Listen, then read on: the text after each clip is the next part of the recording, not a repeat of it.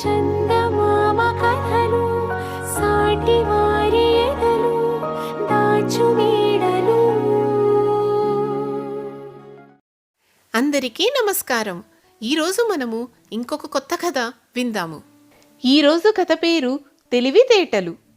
హేలాపురి నివాసి వరహాలయ్య కుమారుడు మాధవుడు 8 ఏళ్లవాడు. తల్లిదండ్రులకు చివరి సంతానం కావడంతో అల్లారు ముద్దుగా పెరిగాడు.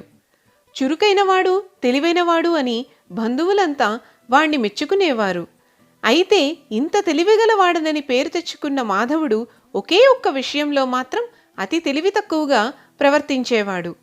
అదెలాగంటే, ఒకసారి ఒక బంధువు వరహాలయ్య ఇంటికి వచ్చాడు. ఏదో పని మీద ఆ బంధువు తిరిగి వెళ్ళిపోయే ముందు జేబులోంచి ఒక వెండి నాణెం, ఒక రాగి నాణెం తీసి మాధవుడి ముందు పెట్టి ఆ 2 నాణేల్లో ఏదో ఒక నాణెం తీసుకోమన్నాడు. మాధవుడు వెంటనే రాగి నాణెం తీసుకున్నాడు. ఇది చూసి ఆ బంధువు తెల్లబోయాడు. ఎంతో తెలివిగలవాడని పేరు తెచ్చుకున్న మాధవుడు విలువైన వెండి నాణెం తీసుకోకుండా రాగి నాణెం ఎందుకు ఎంచుకున్నాడో అర్థం కాలేదు ఆ బంధువుకు. ఆయన మాధవుడి తెలివి తక్కువతనానికి లోలోపలే నవ్వుకుంటూ వెండి నాణ్యాన్ని తన జేబులో వేసుకుని వెళ్ళిపోయాడు. ఈ జరిగిన విషయం దాగలేదు. ఆ నోటా ఈ నోటా పడి ఊరిలో చాలామందికి తెలిసిపోయింది.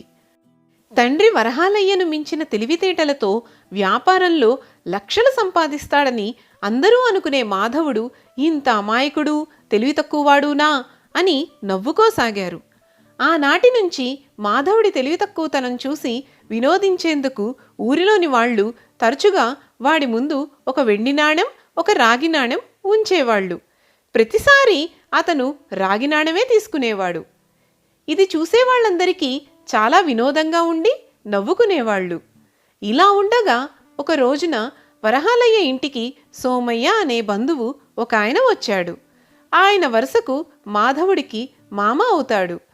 ఊరివాళ్ల ద్వారా ఆయనకు మాధవుడి వెండి, రాగి నాణేల సంగతి తెలిసిపోయింది. ఇది విని ఆయన చాలా బాధపడ్డాడు. వరహాలయ్య 4 సంతానంలో మాధవుడొక్కడే మగపిల్లవాడు. అతను పెద్దవాడయ్యాక తండ్రి వ్యాపారాన్ని దక్షతతో నడపలేకపోగా ఉన్న ఆస్తిపాస్తుల్ని కూడా చిన్నాభిన్నం చేయగలడని ఆయనకు తోచింది. సోమయ్య వారం రోజుల పాటు ఊళ్ళో తన పనులు చూసుకుని తిరిగి వెళ్లే రోజున మాధవుణ్ణి దగ్గరకు పిలిచి తన చేతిలోని వెండి, రాగి నాణేలను అతనికి చూపుతూ, ఒరేయ్, నీకిష్టమైంది ఏదో ఒకటి తీసుకో అని అన్నాడు. మాధవుడు చప్పున రాగి నాణెం తీసుకున్నాడు. మాధవుడి తెలివి తక్కువతనానికి అందరిలాగా సోమయ్య హేళనగా నవ్వకపోగా ఎంతో జాలిగా, ఒరేయ్ బాబూ, విలువైన వెండి నాణెం తీసుకోకుండా రాగి నాణెం ఎందుకు తీసుకున్నావు? నువ్వు మరీ అంత మూర్ఖుడివా అని అడిగాడు. దానికి మాధవుడు కాస్త చిన్న గొంతుతో, మావయ్య, నేను వెండి నాణెం తీసుకోవడం మొదలు పెడితే ఊళ్ళో ఎవ్వరూ తమ వినోదం కోసం నాతో ఈ ఆట ఆడరు కదా.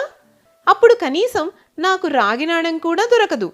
ఇలా ఎప్పుడూ రాగి నాణాలే తీసుకోవడం వల్ల నా దగ్గరున్న ఇంత పెద్ద రేకు డబ్బా వాటితో నిండిపోయింది చూడు అంటూ గదిలోకి పోయి బాగా బరువుగా ఉన్న ఒక రేకు డబ్బా తెచ్చి సోమయ్యకు చూపించాడు.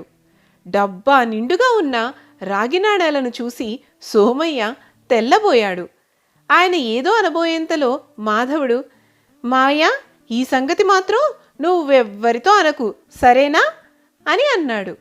దానితో సోమయ్య నవ్వుతూ అక్కడి నుంచి కదిలాడు. నచ్చిందా ఈ కథ? తిరిగి ఇంకొక కథతో మళ్ళీ కలుసుకుందాము. మా కథలు మీకు బాగున్నాయనిపిస్తే లైక్, షేర్ అండ్ కమెంట్ చేయండి. అలాగే మా ఛానల్కి సబ్స్క్రైబ్ చేయండి. ధన్యవాదాలు.